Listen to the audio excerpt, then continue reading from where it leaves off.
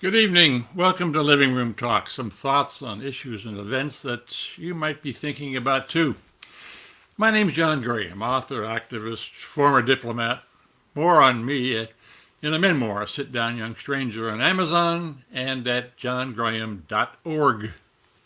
Tonight's topic on this Memorial Day in 2021, America's wars are far from over. President Biden's withdrawal of American troops from Afghanistan will be completed before the deadline he set, September 11th, exactly 20 years after the attacks on the U.S. that were our reason for starting that long and unwinnable war.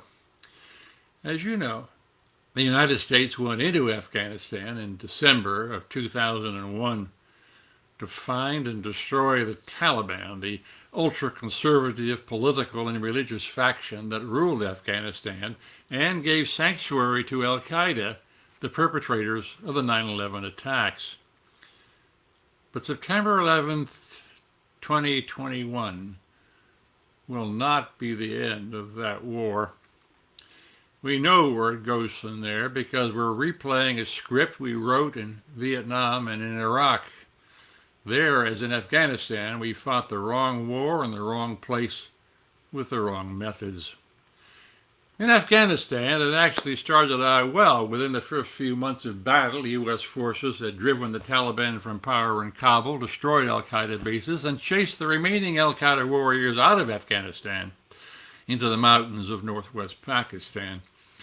But the Taliban forces in Afghanistan that we had toppled had only retreated into the countryside, and a guerrilla war started as soon as the main force war ended. Ha! But we were ready for that, we thought, with counterinsurgency strategies we developed in Vietnam and in Iraq.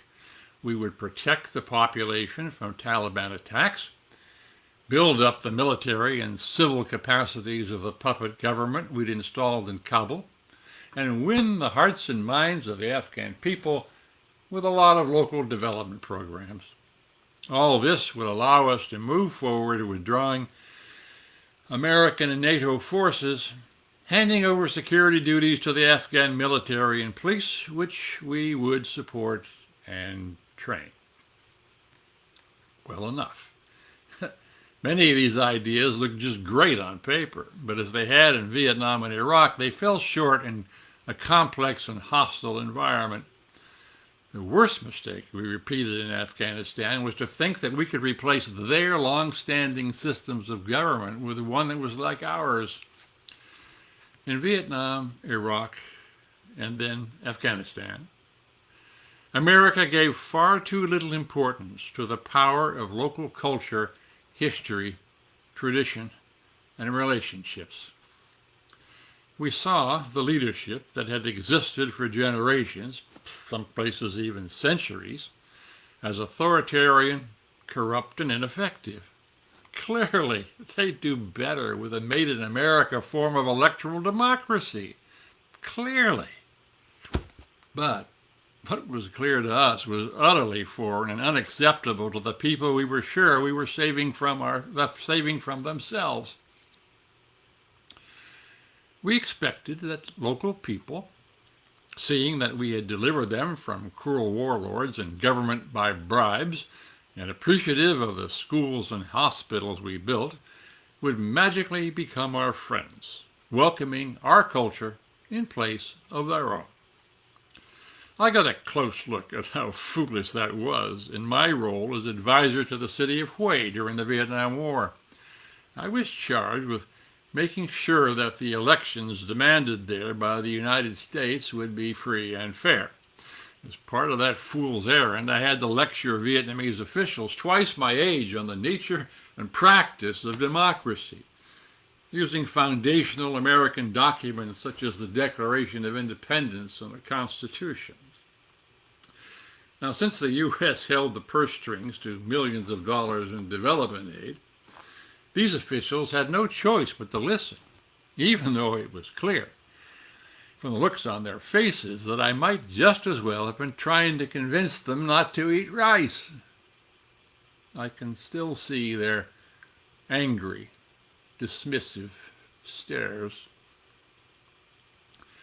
It was no surprise to me that the counterinsurgency strategies I helped implement in Vietnam worked no better in Afghanistan, and for the same reasons. But America doubled down in Afghanistan, at one point building our troop strength there up to 110,000, part of a strategy that mostly ignored local culture, history, and capabilities. And so we fought a 20-year guerrilla war, with neither side able to dislodge the other. Now Joe Biden is doing in Afghanistan what three predecessors failed to do, leaving that place where, over centuries, one foolhardy bunch of foreigners after another has assumed victory only to suffer ignominious, crushing defeat. There's a reason why Afghanistan is called the graveyard of empires.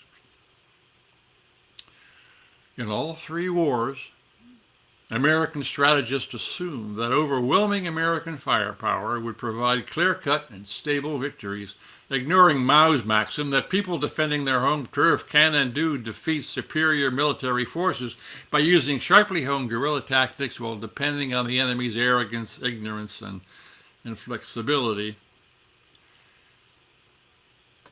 In Vietnam, Iraq, and Afghanistan, we failed to see that the glue holding these so-called backward societies together was not allegiance to distant figures in some distant capital, but a complex web of family, community, and tribal relationships often built up over generations, not by documents, but with handshakes, marriages, shared local projects like building community roads and wells.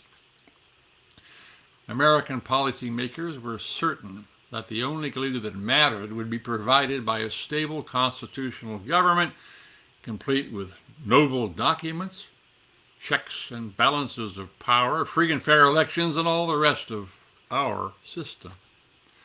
To provide this, we kept looking for and failing to find any leadership that would both share our aims and be honest, effective, and attuned enough to local interests to gain the popular allegiance needed to succeed. Instead, we got a revolving door of corrupt generals in Vietnam, Iraqi leaders who pitted Sunnis against Shias, and warlords in Afghanistan who stayed tribal with little interest or capability in creating a broadly appealing national government. Now, don't get me wrong.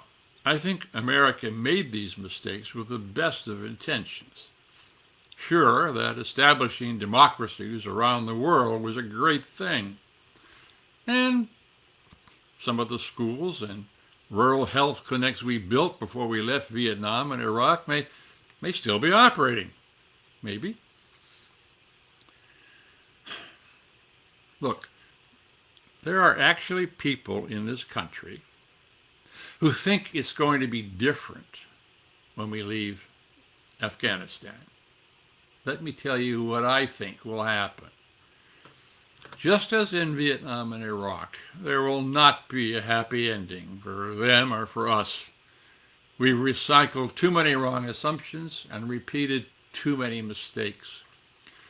Once we're gone, the Taliban will give up any pretense of good faith negotiations with the government we installed in Kabul.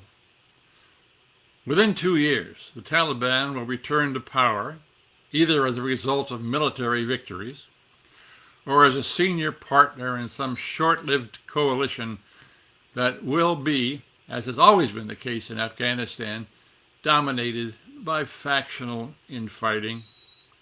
And whatever promises the Taliban made to us to speed our withdrawal, they will break. They have no incentive to keep them.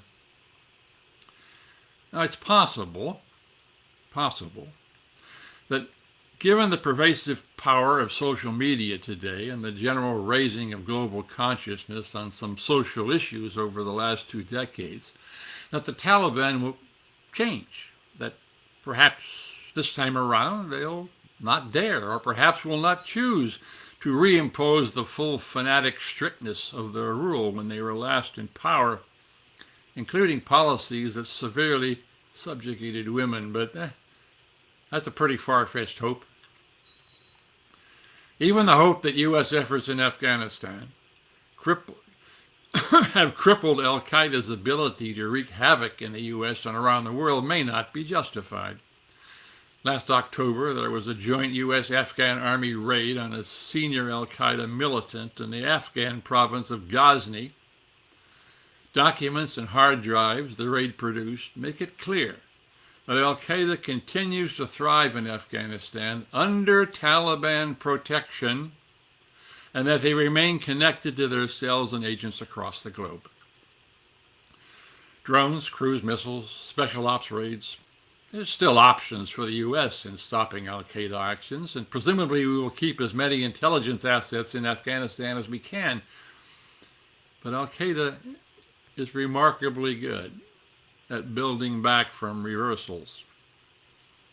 So no, the last chapters of Americans' involvement in Afghanistan have yet to be written, and I think it's naive to believe that the story's ending will be any happier than the endings of our stories in Vietnam and Iraq. On this day, we set aside to honor those who have died in America's wars. I would like to hope that we will finally learn from our mistakes and stop throwing American lives at problems that cannot be solved by their deaths. That's it for now. Thanks for watching. I welcome your comments, and please share this message widely.